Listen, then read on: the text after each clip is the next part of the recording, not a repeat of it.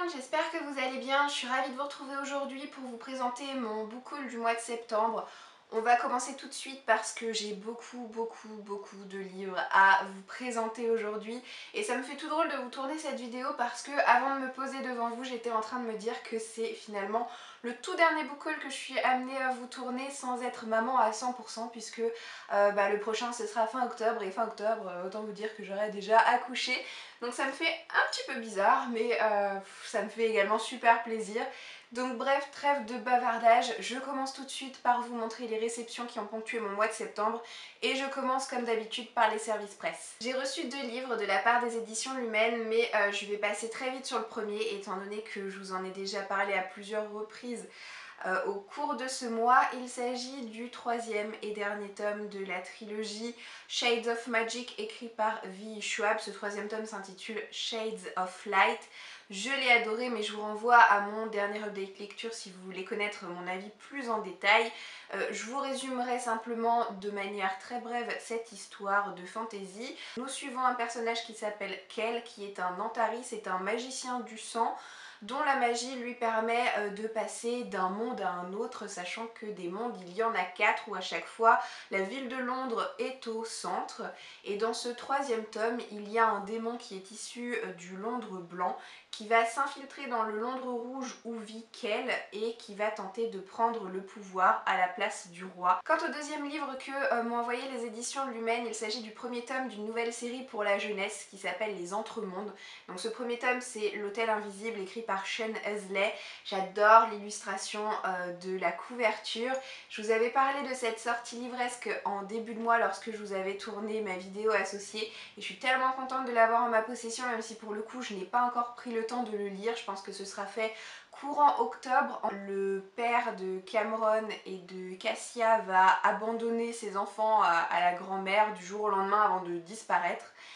Et Cameron, un jour en se promenant dans un centre commercial, va tomber sur une vitrine et lorsqu'il va regarder d'un petit peu plus près, à travers la vitrine, il va découvrir le hall d'un hôtel. Il va rentrer à l'intérieur et alors là ça va être branle-bas de combat, le personnel de l'hôtel va juste être estomaqué de le voir débarquer étant donné que normalement on ne peut entrer dans cet hôtel magique que sur invitation. Et la particularité de cet hôtel, c'est que derrière chacune des portes se cache une destination sous forme de pays différents. Donc ça m'a l'air dépaysant à souhait. J'aime beaucoup les histoires fantastiques, j'aime beaucoup les histoires de magie, j'aime beaucoup les histoires pour la jeunesse de manière globale. Donc je pense que ça va typiquement être le genre de lecture avec laquelle je vais pouvoir me régaler. Les éditions Hachette m'ont également envoyé 2 livres au cours de ce mois de septembre. Le premier, j'ai eu l'occasion de le lire mais pas encore de le chroniquer, ça fera l'objet d'un prochain update lecture. En tout cas, ce livre, c'est Ce que nous avons perdu, écrit par Gayle Forman. Donc Gayle Forman, c'est un auteur de contemporain qui me tardait de découvrir. On va suivre 3 jeunes qui sont de la même génération et qui sont tous les 3 à un tournant de leur vie. Ils vont se rencontrer un beau jour à New York en plein Central Park. Et cette rencontre va changer irrémédiablement leur destin à tous les 3. Mon résumé est peut-être assez mystérieux dit comme ça, peut-être que je vous le résumerai en un peu plus de détails quand je vous ferai l'update lecture. Le second livre que m'ont envoyé les éditions Hachette, je ne l'ai pas encore lu mais ça ne serait tardé. Je vais vous le présenter mais de manière très brève étant donné que j'ai eu l'occasion déjà de vous en parler à plusieurs reprises. Vous savez que c'était une des sorties du mois de septembre qui me tentait énormément. Il s'agit de la première partie du 4e tome de la série Red Rising écrit par Pierce Brown, tout en sachant que ce 4e tome a été dispatché en 2 parties, donc la première partie sortant en septembre et la seconde partie sortant en octobre. Donc j'ai vraiment hâte de pouvoir me replonger dans ce récit de science-fiction. Cette première partie du tome 4 se passe 10 ans après les événements développés dans la première trilogie, donc on fait un bond dans le futur. Et on va à nouveau suivre Darrow, mais on va suivre également 2 nouveaux personnages. Je saurais même pas vous dire avec exactitude ce qui va se passer dans ce 4e tome et j'ai envie de vous dire heureusement parce que j'ai envie de plonger dedans tête la première sans trop savoir à quoi m'attendre. Et je termine avec les services presse par une réception que je dois aux éditions Casterman. Ils m'ont envoyé le premier tome d'une série qui s'appelle les Vanderbeekers. C'est écrit par Karina Yan Glaser qui est une jeune auteure californienne qui signe ici son premier roman pour la jeunesse. Et dans cette histoire, on va découvrir un couple qui a 5 enfants, qui s'apprête à passer Noël comme tous les ans dans leur appartement, sauf qu'ils risquent de se faire expulser du jour au lendemain par leur propriétaire qui est un homme extrêmement irascible, et les enfants vont tout tenter pour essayer de l'amadouer et le faire changer d'avis pour qu'ils puissent conserver leur logement. Donc ils vont échafauder des plans divers et variés pour tenter de le rallier à leur cause et même d'essayer de comprendre pourquoi est-ce qu'ils les détestent autant. Je n'ai pas encore eu l'occasion de lire ce livre, c'est pareil que les autres, hein, je pense que ce sera fait prochainement. Mais voilà, c'est une petite lecture contemporaine pour la jeunesse qui me tentait beaucoup de découvrir. Alors j'en ai fini avec les services presse et avant de passer à mes acquisitions, vous voyez que là, en ce mois de septembre, j'ai craqué davantage que les autres mois, hein, j'ai été un petit peu moins raisonnable que d'habitude. J'avais envie de vous montrer tout simplement les livres qui rejoignent la bibliothèque de mon petit biscuit parce que certes il n'est pas encore né, même si au moment où vous verrez cette vidéo ce sera peut-être chose faite ou alors vraiment en passe de l'être dans les jours à venir. Petit biscuit a déjà sa petite bibliothèque dans sa chambre et il commence lui aussi à amasser les albums pour enfants. Donc en fait de mon côté je lui ai acheté 2 livres, dont un que je pourrais pas vous montrer pour le moment parce que le titre est composé de son prénom et qu'on souhaite garder le prénom secret jusqu'à la naissance. Et l'autre que je peux vous montrer d'ores et déjà. C'est un livre qui s'appelle Histoire pour le soir, c'est publié aux éditions Usborne. En fait c'est un album sur lequel je suis tombée chez Cultura et sur lequel j'ai flashé pour l'aspect cartonné, l'aspect onglé comme ça. Et tout simplement les illustrations qui sont juste magnifiques. Pour en terminer avec les premières acquisitions de petits biscuits, on a reçu quelques jours à la maison les parents de mon chéri qui nous ont offert 4 petits albums de la même collection. Donc on a Germain le lapin, hein, évidemment, on a Gédéon le dindon, Lulu la tortue et Léo l'éléphanto. Donc ce sont des petits albums qui sont sortis aux éditions Le Livre Club. Et c'est des petits albums qui sont pas recommandés pour des petits lecteurs de moins de 36 mois, donc autant vous dire que ce sera pas pour tout de suite.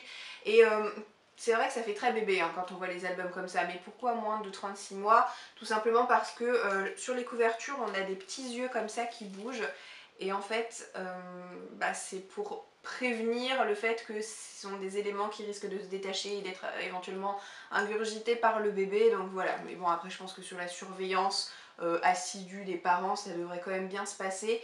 Donc ce sont des albums qui sont très colorés avec une petite histoire comme ça qui se lit très vite et qui doit être aussi idéal à mon avis pour le coucher. Je passe maintenant à mes propres acquisitions et les 3 premières que je vais vous montrer ce sont des livres que je me suis achetés d'occasion.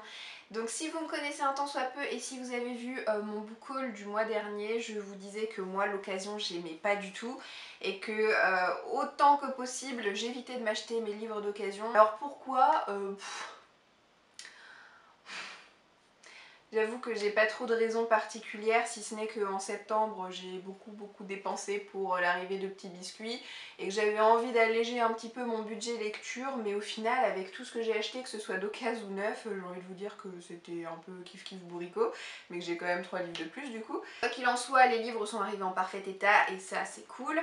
Du coup, le premier que j'ai choisi de m'offrir, c'est Trouver les mots, écrit par Julie Buxbaum, et sorti aux éditions PKJ. C'est une sortie récente et c'est un livre qui me faisait de l'œil et qui a remporté un franc succès sur la blogosphère. C'est un livre qui a été vraiment encensé par la critique, c'est un contemporain dans lequel on va découvrir notre héroïne qui s'appelle Kit et qui doit faire face au décès de son père. C'est une élève populaire et c'est vrai que c'est pas évident pour elle parce que tout le monde vient de lui parler, donc ça part d'un bon sentiment, hein, c'est très gentil, mais elle a plutôt envie de s'isoler, de se mettre dans sa bulle. C'est pourquoi du jour au lendemain, elle va commencer à s'asseoir à la cantine à la table de David, histoire d'avoir la paix parce que David c'est un élève qui est extrêmement silencieux, extrêmement solitaire. Et ce qu'elle ignore c'est que il considère la jeune fille comme l'amour de sa vie. Donc ça va donner lieu à un récit qui est souvent décrit comme étant extrêmement touchant. C'est une histoire qu'il me tarde vraiment de découvrir rapidement. Le deuxième livre que je me suis pris d'occasion chez Gibert, c'est le premier tome d'une série à rallonge.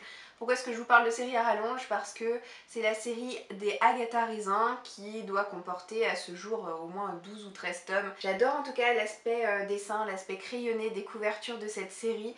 Donc c'est écrit par MC Beatom et c'est sorti aux éditions Albin Michel. On est dans un roman policier, c'est pas ce que j'ai l'habitude de lire par-dessus tout, mais c'est vrai que c'est une série policière, humoristique qui me faisait de l'œil depuis très longtemps.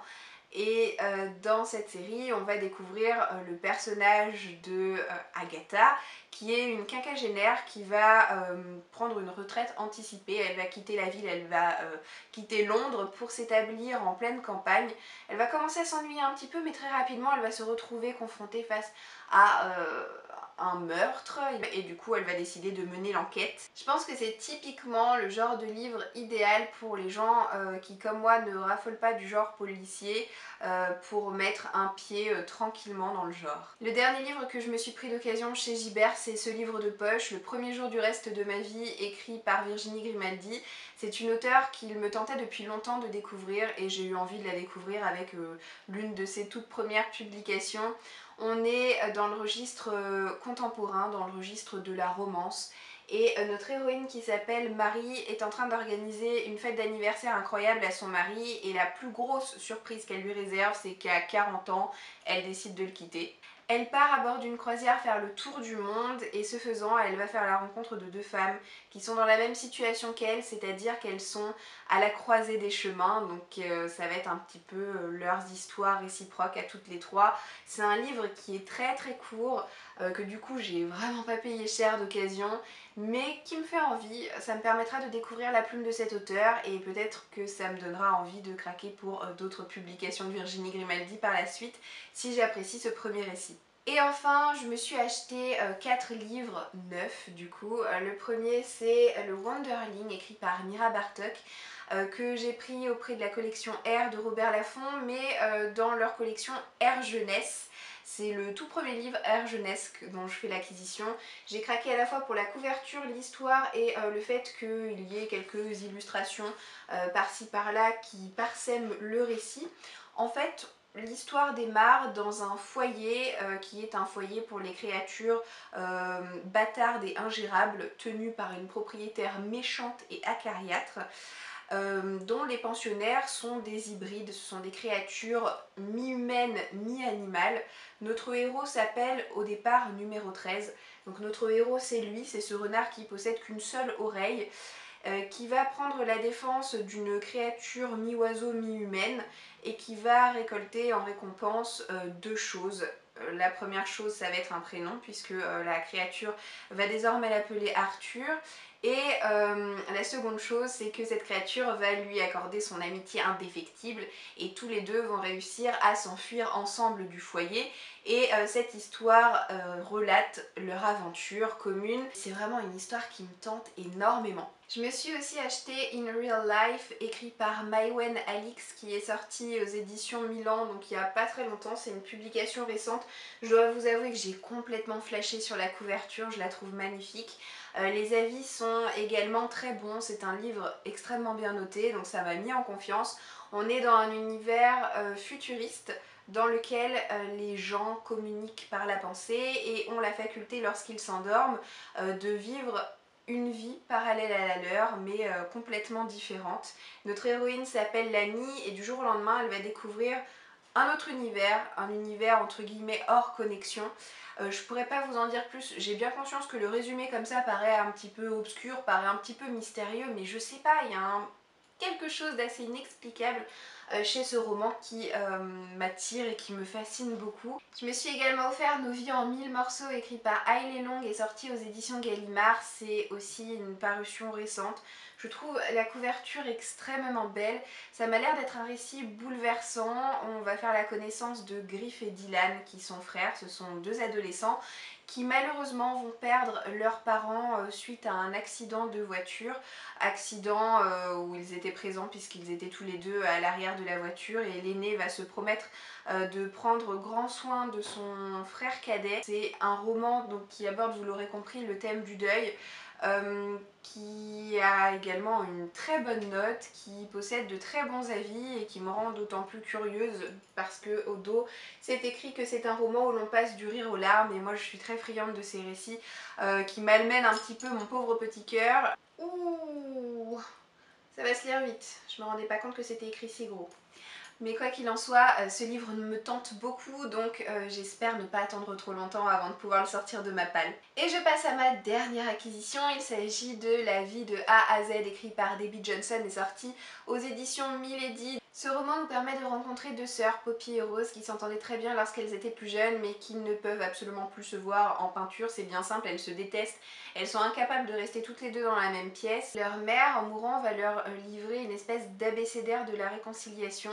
Elle avait tout à fait conscience du fait que ces deux filles ne se parlaient plus, mais elle espère par-delà la mort pouvoir les réconcilier. Je pense que ça doit être un livre assez touchant. Alors pour le coup, les avis sont assez mitigés. Il y a eu des lectrices qui ont beaucoup apprécié cette histoire et d'autres de manière plus modérée. Je ne sais pas encore de quel côté de la balance je pencherai, mais en tout cas, le thème de cette histoire m'intéresse et m'interpelle. Voilà, en tout cas, c'est avec ce dernier livre que je conclus ce très long book haul. J'espère que cette vidéo vous aura plu. N'hésitez pas à me dire en commentaire si vous avez lu certains des livres que je vous ai présentés aujourd'hui et ce que vous en avez pensé. Je vous souhaite en tout cas de passer une très bonne journée et je vous dis à bientôt dans une prochaine vidéo. Ciao ciao!